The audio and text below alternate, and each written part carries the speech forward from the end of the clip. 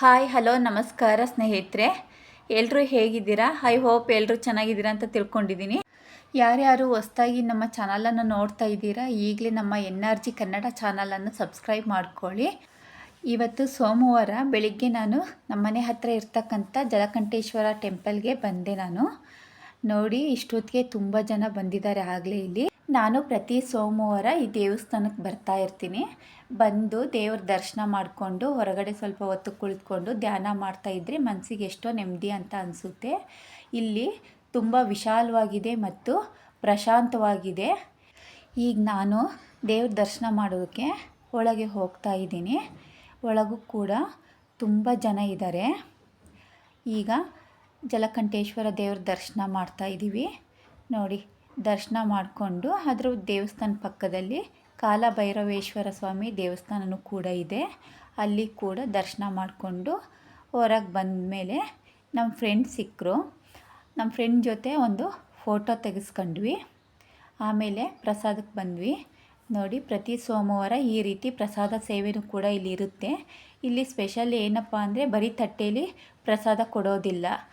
ಈ ತಟ್ಟೆಯಲ್ಲಿ ಬಾಳೆ ಎಲೆನೋ ಹಾಕಿಸ್ಕೊಂಡು ಆಮೇಲೆ ಪ್ರಸಾದನ ತೆಗೆದುಕೋಬೇಕು. ನೋಡಿ, ಇವತ್ತು ಕೇಸರಿ ಬಾತು, ಪಲಾವು, ಅನ್ನ ಸಾಂಬಾರು ಪ್ರಸಾದ ಇತ್ತು. ಅದನ್ನು ಮುಗಿಸ್ಕೊಂಡು ಮನೆಗೆ ಬಂದ್ವಿ. ನಾನಿವತ್ತು ಆಲೂ ಖಾರನ ಟಿಕ್ಕಾ ಮಾಡೋದು ಹೇಗೆ ಅಂತ ತೋರಿಸ್ಕೊಡ್ತಾ ಇದ್ದೀನಿ. ನಾನು 200 ಗ್ರಾಮ್ನಷ್ಟು ಖಾರನ ತೊಗೊಂಡಿದ್ದೀನಿ. ಒಂದೆರಡು ಆಲೂಗಡ್ಡೆ ತೊಗೊಂಡಿದ್ದೀನಿ. ಆಲೂಗಡ್ಡೆ ಖಾರನ ಒಂದೆರಡು ವಿಸಲ್ ಹೊಡೆಸ್ಕೊಂಡ್ಮೇಲೆ ಸಿಪ್ಪೆ ತೆಗೆದು ಆಲೂಗಡ್ಡೆಯನ್ನು ಸ್ಮ್ಯಾಶ್ ಮಾಡಿಟ್ಕೊಂಡು ಈ ಖಾರನನ್ನು ಮಿಕ್ಸಿಯಲ್ಲಿ ಒಂದೆರಡು ರೌಂಡು ತರಿಯಾಗಿ ರುಬ್ಕೊಂಡಿದ್ದೀನಿ.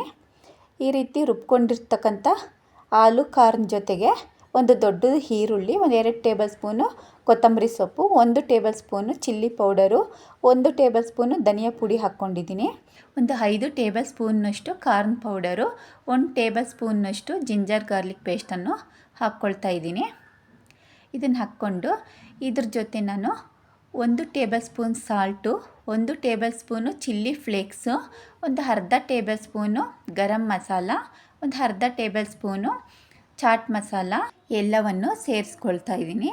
ಈ ರೀತಿ ಸೇರಿಸ್ಕೊಂಡು ಚೆನ್ನಾಗಿ ಇದನ್ನ ಮಿಕ್ಸ್ ಮಾಡ್ಕೋಬೇಕು. ಈ ರೀತಿ ಚೆನ್ನಾಗಿ ಮಿಕ್ಸ್ ಮಾಡ್ಕೊಂಡಿದ್ದಾದಮೇಲೆ ನಾನೊಂದು ಪ್ಯಾನ್ ಇಟ್ಕೊಳ್ತಾ ಇದ್ದೀನಿ. ಪ್ಯಾನ್ ಇಟ್ಕೊಂಡು ಅದಕ್ಕೆ 1-2 ಟೇಬಲ್ ಸ್ಪೂನ್ನಷ್ಟು ಎಣ್ಣೆನ ಹಾಕ್ಕೊಳ್ತಾ ಇದ್ದೀನಿ. ಈಗ ಏನು ಕಾಲ್ಸಿಟ್ಕೊಂಡಿದ್ವಿ ಅದನ್ನು ಸಣ್ಣ ಸಣ್ಣ ಉಂಡೆಗಳನ್ನಾಗಿ ಈ ರೀತಿ ಮಾಡಿಕೊಂಡು ಕೈಯಲ್ಲಿ ತಟ್ಟಿ ನಾನು ಎಲ್ಲವನ್ನೂ ಕೂಡ ಪ್ಯಾನಲ್ಲಿ ಹಾಕ್ಕೊಳ್ತಾ ಇದ್ದೀನಿ. ಈ ರೀತಿ ಹಾಕ್ಕೊಂಡು ಒಂದು ಲಿಡ್ಡನ್ನು ಕ್ಲೋಸ್ ಮಾಡಿ ಒಂದು 10 ನಿಮಿಷ ಲೋ ಫ್ಲೇಮಲ್ಲೇ ಇದನ್ನು ಬೇಯಿಸ್ಕೊಳ್ಬೇಕು. ನೋಡಿ, ಮತ್ತೆ ಇದನ್ನು ತಿರುಗಿಸಿ ಎಲ್ಲವನ್ನೂ ಕೂಡ ಹಾಕ್ಕೊಳ್ಬೇಕು. ಮತ್ತು ಲಿಡ್ಡನ್ನು ಕ್ಲೋಸ್ ಮಾಡಿ ಒಂದು 10 ನಿಮಿಷ ಬೇಯಿಸ್ಕೋಬೇಕು. ಈ ರೀತಿ ಬೇಯಿಸ್ಕೊಂಡಿದ್ದಾದಮೇಲೆ ನಾನಿದನ್ನು ಸಾಸ್ ಜೊತೆ ಸರ್ವ್ ಮಾಡ್ತಾಯಿದ್ದೀನಿ. ನೋಡಿ, ಈ ರೀತಿ ಮಾಡಿಕೊಟ್ರೆ ಮಕ್ಕಳಿಗೆ ತುಂಬ ಇಷ್ಟ ಆಗುತ್ತೆ. ಈ ರೆಸಿಪಿ ನಿಮಗೆ ಖಂಡಿತವಾಗಿಯೂ ಇಷ್ಟ ಆಗಿದೆ ಅಂತ ತಿಳ್ಕೊತೀನಿ. ನೀವು ಕೂಡ ಮನೇಲಿ ಟ್ರೈ ಮಾಡಿ ಹೇಗಿತ್ತು ಅಂತ ಕಮೆಂಟ್ ಮಾಡಿ ತಿಳಿಸಿ. ಪ್ಲೀಸ್ ಲೈಕ್ ಮಾಡಿ, ಶೇರ್ ಮಾಡಿ, ನಮ್ಮ NRG ಕನ್ನಡ ಚಾನಲನ್ನು ಸಬ್ಸ್ಕ್ರೈಬ್ ಮಾಡ್ಕೊಳ್ಳಿ. ಈ ವಿಡಿಯೋ ನೋಡಿದ್ದಕ್ಕಾಗಿ ಎಲ್ಲರಿಗೂ ಧನ್ಯವಾದಗಳು.